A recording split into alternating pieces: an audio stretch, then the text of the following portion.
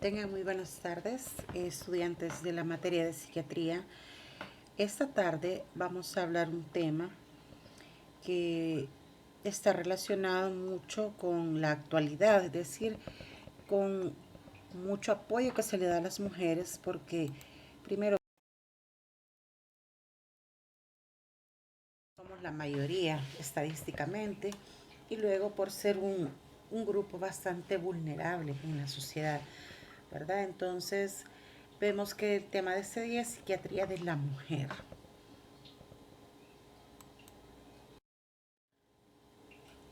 Bueno, los objetivos de la clase: conocer las patologías más relevantes asociadas a la mujer, identificar sus características y conocer la etiología de las patologías más comunes. Entonces, ¿cómo vamos a definir este tema? La psiquiatría de la mujer trata acerca del conocimiento de aquellas alteraciones psíquicas asociadas a las diferentes etapas del ciclo vital femenino y donde los aspectos endocrinológicos y metabólicos son muy importantes. A ver, entonces, ¿por qué decimos a la mujer y no al hombre? El hombre también tiene sus patologías características, pero en este caso vamos a ver aquellas que están relacionadas a los cambios hormonales, endocrinológicos y que afectan la psiquis, que afectan el estado emocional de las mujeres.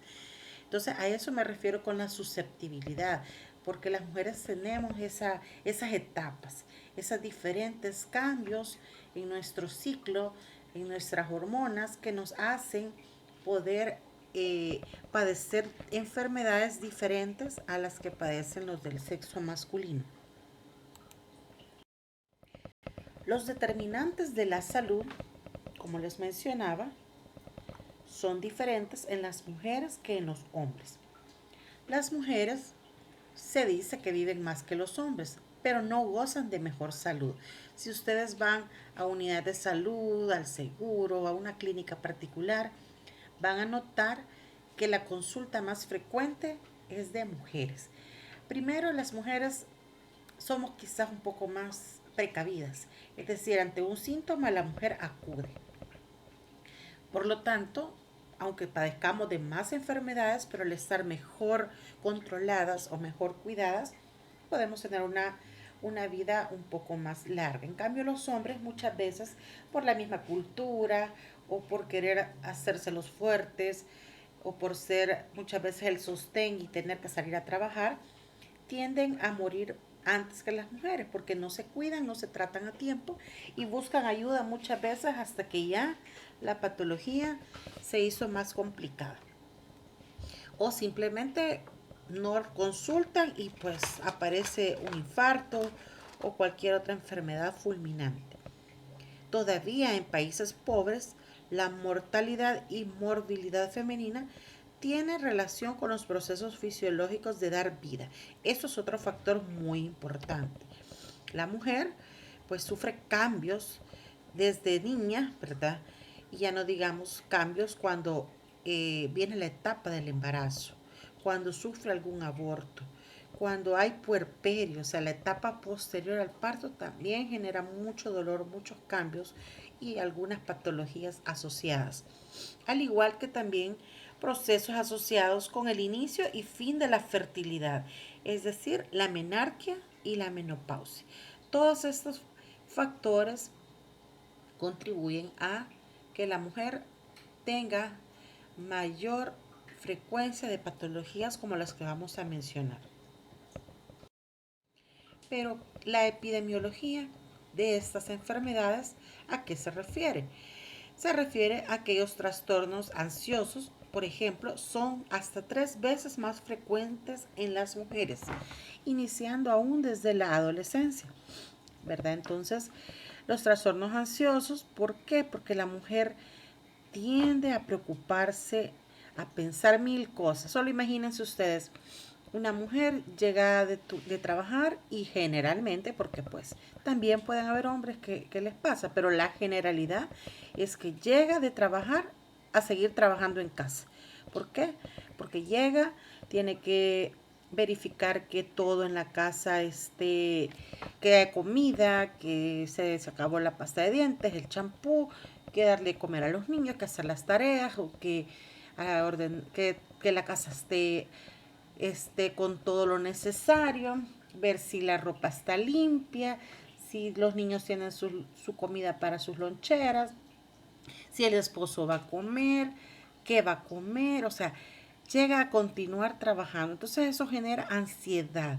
No es como que llega y la diferencia generalmente es que el hombre llega, se quita los zapatos, se pone una calzoneta, agarra el control remoto y se pone a ver tele. Entonces, hay menos ansiedad en la mujer, en el hombre que en la mujer, por todo lo que mentalmente carga, ¿verdad? La mujer dentro de su mente. Ahora bien, ¿cuáles son algunas de las patologías, verdad? También, además de la ansiedad, el estrés postrauma también es 2 veces más frecuente y con mayor severidad todavía la fobia social. Entonces, la mayoría de mujeres sufren algún evento desde su niñez, adolescencia, que le generó un estrés postraumático con el que vive toda su vida hasta que, bueno, muchas veces hasta que busca ayuda, y busca ayuda a veces por un insomnio, por cualquier cosa, y al explorarlo nos damos cuenta que hubo un abuso sexual, por decirle un ejemplo, y eso hace que tenga pesadillas, que tenga flashback, que se le vengan aquellas imágenes recurrentes en su mente o aquellas fobias sociales, ¿verdad? Aquel temor ante las personas, hablar en público o a estar en reuniones, entonces tiende a ser como más aislada. Otras de las patologías son los trastornos afectivos. Dentro de los trastornos afectivos hay una amplia gama, entre ellos está la depresión. Les digo amplia gama porque la depresión no solo es estar triste. Como ya hemos visto en clases anteriores, la depresión cumple criterios diagnósticos y hay varios tipos de depresiones, ¿verdad? Gente que tiene depresiones desde su niñez probablemente o adolescencia, ya se vuelve una distimia, o sea, ya son más de 2 años, 3 años siendo una persona triste, deprimida. Otros están sufriendo una depresión leve, otras sufren depresiones moderadas, con síntomas somáticos, por ejemplo, que es muy común que la mujer vaya a consultar por colitis, gastritis, migrañas, problemas de lumbago. Entonces, y atrás de todos esos síntomas hay una depresión. Entonces, esta depresión se vuelve con síntomas somáticos. La mujer somatiza y sí siente las molestias, pero a raíz de la misma depresión. Ya no digamos que la depresión se puede volver grave y grave hasta llegar a tener síntomas psicóticos o grave hasta llegar a tener algún tipo de ideación o intento suicida, que también es muy frecuente en los hospitales, que son más mujeres las que llegan por ejemplo, consumo de intoxicación por medicamentos para intentar suicidarse o que se cortan las venas. Llegan porque no logran muchas veces pues lograr lo que finalmente querían. Los hombres también consultan, pero es menos. ¿Por qué? Porque ellos utilizan métodos un poco más agresivos.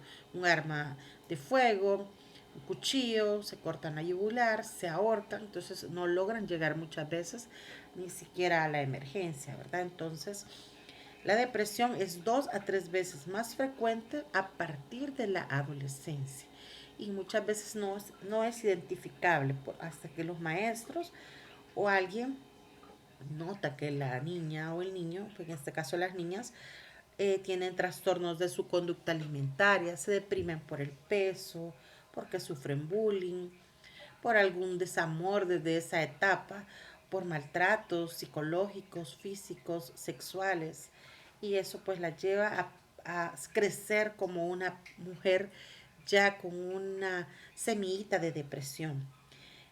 Otra es dentro de los trastornos afectivos también el trastorno bipolar 1. No hay diferencia. La depresión unipolar y el trastorno bipolar 2 es más frecuente en mujeres de 2 a 3 veces. Entonces recordemos que en el 2 es que hay más ideas depresivas y en el 1 hay más episodios maníacos o hipomaníacos. Otra, bueno, que el abuso de alcohol es más frecuente en hombres. Sin embargo, ahora también se está viendo que en la mujer está apareciendo los problemas de dependencia al alcohol, al tabaco, más que todo a esas dos cosas. Por lo mismo de la ansiedad, de la depresión, la mujer se refugia en eso y como con la pues tanta publicidad y que el alcohol te quita los problemas, entonces la mujer y la independencia también, que la mujer ya cuenta con una independencia económica, se ve que es equitativo eso. La esquizofrenia es más frecuente en los hombres y la enfermedad de Alzheimer es más frecuente en las mujeres.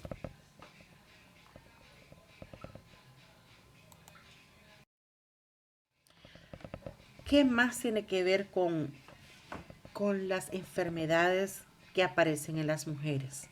La vida reproductiva, imagínense, es de alto riesgo para la aparición de trastornos psiquiátricos. Se dice que la etapa reproductiva comienza desde el periodo premenstrual. Tenemos niñas de 12 años, de 10 años, que ya empiezan a presentar problemas emocionales. Y luego, pues ya no digamos la etapa menstrual, el parto, el puerperio, la perimenopausia, son los más frecuentes y estos se relacionan con oscilaciones hormonales. En el posparto existen de un 8 a un 18% de incidencia de depresión mayor. Imagínense que es un alto porcentaje y estamos hablando no de una depresión leve, sino de una depresión mayor, una depresión que muchas veces aparece hasta con ideas suicidas o síntomas psicóticos. Ahora bien, ¿qué aspectos psiquiátricos están involucrados con el ciclo menstrual? Tenemos, por ejemplo, el trastorno disfórico premenstrual, que este aparece unos días antes de la menstruación, como la misma palabra lo dice, y la mujer se pone irritable, fácilmente se enoja, ¿verdad? Lo que conocemos como, esta anda con su tía, ¿verdad? Y por eso anda de mal humor. Entonces puede darse el caso de que hay mujeres que se les da como un trastorno, que ya aparece todos los meses, pero de una forma muy marcada. Los síntomas se presentan, como les decía, unos días antes, una semana generalmente previa al sangrado y remiten pocos días después. La sintomatología más frecuente es depresión, ansiedad, labilidad emocional, irritabilidad, fatiga, cambios en el patrón de sueño, falta de concentración y pues como les mencionaba, en casos graves pueden llegar hasta aparecer ideas suicidas o sensación de volverse loca. Los cuadros psicóticos pueden darse pero con muy poca frecuencia. Estamos hablando del periodo premenstrual o trastorno disfórico de esta etapa. Etiológicamente tienen mucho que ver las hormonas gonadales, específicamente los estrógenos. Estos pueden desencadenar una respuesta anormal. Se han encontrado alteraciones en la liberación de prolactina, melatonina, que por eso se ha alterado el sueño, hormonas tiroideas y puede darse un hipotiroidismo leve y por supuesto, si estamos hablando de emociones, también está involucrada la serotonina.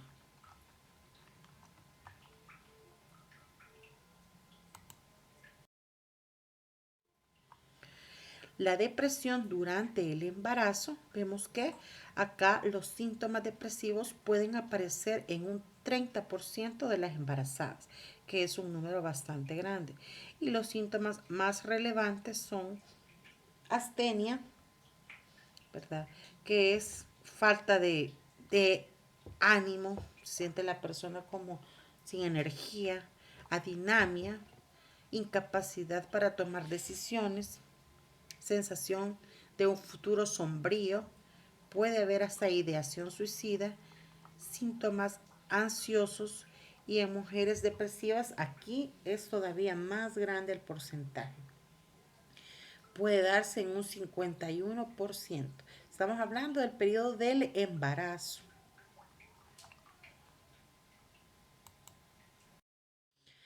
Pero ¿les da a todas las mujeres?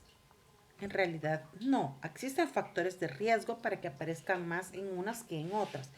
Por ejemplo, que sea su primer hijo y para colmo que no sea un hijo deseado, ¿verdad? Porque tal vez es producto de una violación o de un maltrato psicológico por parte de la pareja.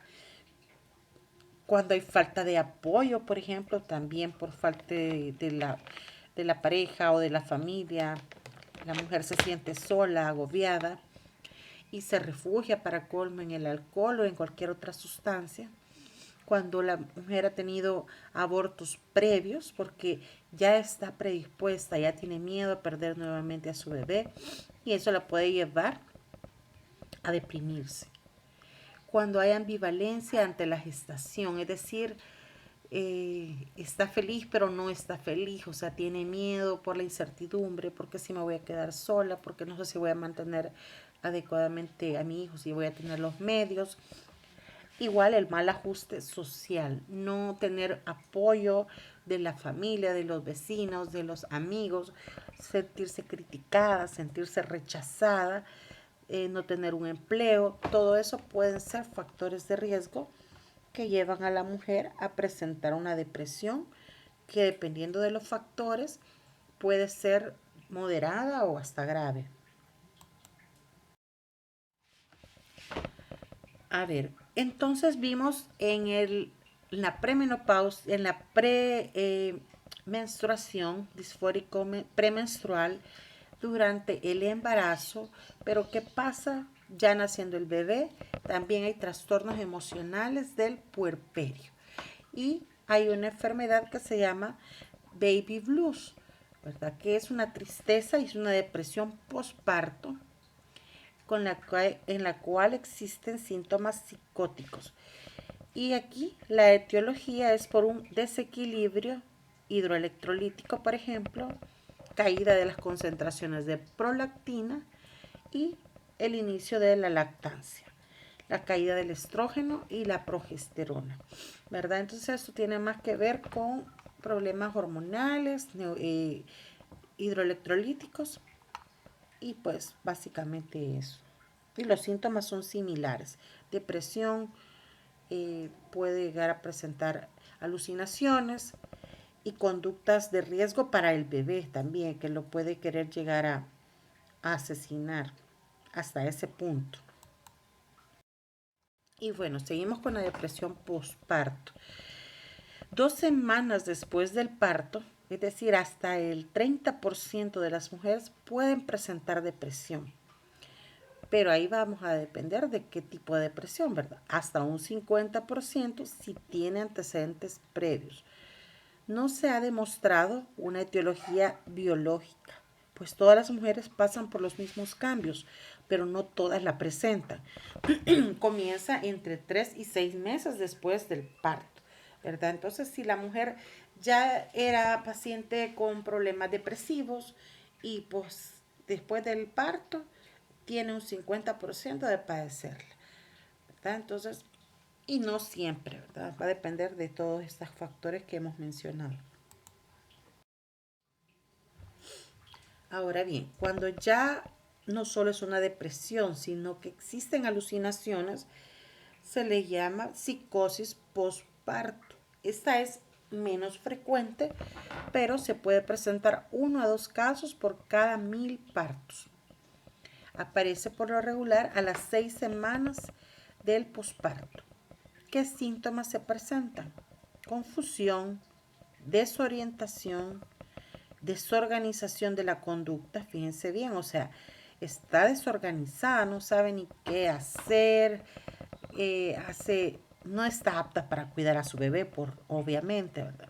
Con alucinaciones, cree que le quieren que oye voces que le dicen que mate al niño, que se tire del edificio, ideas delirantes de tipo místico, por ejemplo, que se tire porque ella tiene la misión de llevarse a su niño para salvarlo de este mundo, qué sé yo. Rechaza al bebé o demasiado apego que ni siquiera permite que nadie se le acerque, o sea, ambas cosas pues son extremas y hay riesgo de tanto de suicidio o de dañar al bebé. Esto definitivamente pone en riesgo la vida de la paciente y sobre todo la del bebé. Por lo tanto, requiere un internamiento. Es una emergencia. ¿Cuáles son los factores de riesgo para una psicosis posparto? Por ejemplo, que sea el primer bebé puede ser un factor de riesgo. El primer hijo. Que sea una paciente con antecedente de bipolaridad, falta de apoyo de su pareja o familia y antecedentes de eventos previos. Esos factores son importantes. Entonces hay que tomarlos muy en cuenta, sobre todo si es bipolar y si hay eventos previos. No digo que eso no es importante, pero hay mujeres que si no tienen el apoyo sí se pueden deprimir, pero sin llegar a este extremo. Pero esto, bipolar, eventos previos, sí es un factor que hay que ponerle mucha atención. Aspectos psicológicos del aborto. Las reacciones más comunes ante el aborto espontáneo son depresión en un 50%, el duelo, que sería normal, ¿verdad? Un 40%, ansiedad en un 40% y en el aborto inducido los síntomas son mayores en adolescentes, ¿verdad? Cuando ella se produce el aborto, genera culpa, genera una depresión de larga duración, quizás hasta toda la vida, va a estar recordando lo que hizo y puede generar hasta un estrés postraumático. Y esta etapa, pues, que es la última etapa que pasa la mujer, que es la menopausia y pubertad, ¿verdad? Aquí está al revés, la pubertad y la menopausia. Son etapas decisivas para la vida reproductiva de las mujeres. Ahorita todas hemos pasado la pubertad, ¿verdad? Sabemos lo que es esa etapa de difícil, pero ambas, y yo siempre les digo a mis pacientes cuando, por ejemplo, la mamá tiene 50 y la niña tiene 15, les digo, ustedes están iguales porque están pasando los extremos de las etapas. Una inicia el proceso reproductivo y la otra lo está terminando. Una inicia los cambios hormonales y la otra finaliza los cambios hormonales. Entonces, son dos etapas extremas. Imagínense cómo pasan de cómo es de difícil esa relación, ¿verdad? Entre dos personas hormonalmente alteradas. Entonces son etapas decisivas para la vida reproductiva y las características que comparten ambas son, ambas constituyen transiciones, son desencadenadas por hormonas y causan cambios físicos y emocionales. Hay que distinguir entre menopausia y climaterio, ¿verdad? No es lo mismo, ya que climaterio es el periodo de transición entre lo que los ovarios dejan de producir óvulos y las hormonas femeninas como el estrógeno y progesterona hacen que sean cada vez más escasas y luego cesen. Y la menopausia se refiere a la última regla, ¿verdad? Pausia, ¿verdad? Entonces, menorrea, o sea, ya no hay regla. Para efectos de clase, las usaremos indistintamente. Entonces, climaterio son cuando dejan de producir, ¿verdad? Óvulos y hormonas. Y menopausia cuando es la última regla que la mujer ve. ¿Qué síntomas presenta la menopausia? Puede haber caída del cabello, picazón en la piel, bochornos, que son los famosos calores, ¿verdad? Piel reseca, sudoración nocturna, dolores de seno, pérdida de la libido, sequedad vaginal, pueden haber latidos irregulares, problemas digestivos, dolor al orinar, ¿verdad? Entonces vemos que está comprometido todos los aparatos, ¿verdad? Así, quizás el único que no está comprometido es el hígado, de ahí todo. La menopausia es un cambio natural, ¿verdad? Y es necesario en la vida. Imagínense pasar con menstruación hasta que nos morimos, sería terrible. Los ovarios cambian su función de ovocitos a producir hormonas en concentraciones bajas, pero suficientes para mantener las funciones corporales. La edad promedio de la menopausia es de 50 años. Perimenopausia, la perimenopausia viene siendo el periodo de que inicia la disminución en la producción estrogénica hasta la suspensión ya de la menstruación como tal. ¿Qué cambios psicológicos se pueden dar en la perimenopausia en todo este periodo? Desde que inicia, hay un incremento de síntomas somáticos como reconocimiento del proceso de envejecimiento, cambios psicosociales y situaciones de vida estresante.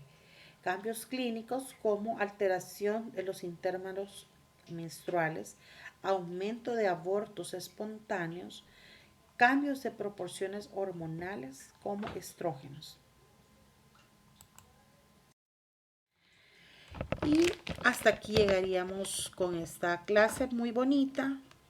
Espero que hayan puesto atención, que se den cuenta pues los jóvenes que las mujeres, tanto su mamá, sus hermanas, sus abuelitas, han pasado por tantos cambios. Entonces, para que ustedes comprendan de que no es fácil, ¿verdad? Porque no es algo que una mujer quisiera sentir, ¿verdad? Todas quisiéramos estar todo el tiempo igual, pero esos cambios hormonales muchas veces provocan pues cambios emocionales, cambios en el estado de ánimo, pero si ya sobrepasa también el límite de estos cambios, pues es necesario buscar ayuda tanto de un ginecólogo como de un psiquiatra o un psicólogo para poder manejar y no llegar a cometer alguna situación que pone en riesgo su propia vida o la de los demás.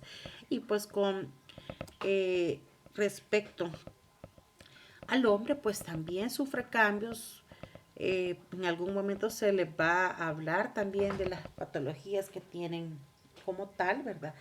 Pero como seres humanos debemos cuidarnos y debemos cuidar a nuestras mamás, a nuestras abuelas, que son las que están pasando ya la última etapa de la vida, que es la menopausia, el climaterio, y pues el afecto siempre ayuda, ¿verdad? Para mejorar el estado de ánimo. Pasen muy feliz tarde, que Diosito me lo bendiga y si tienen dudas o comentarios pueden hacerlos en el campus virtual, ¿verdad? En el foro que se les habilitará. Gracias por su atención. Feliz tarde.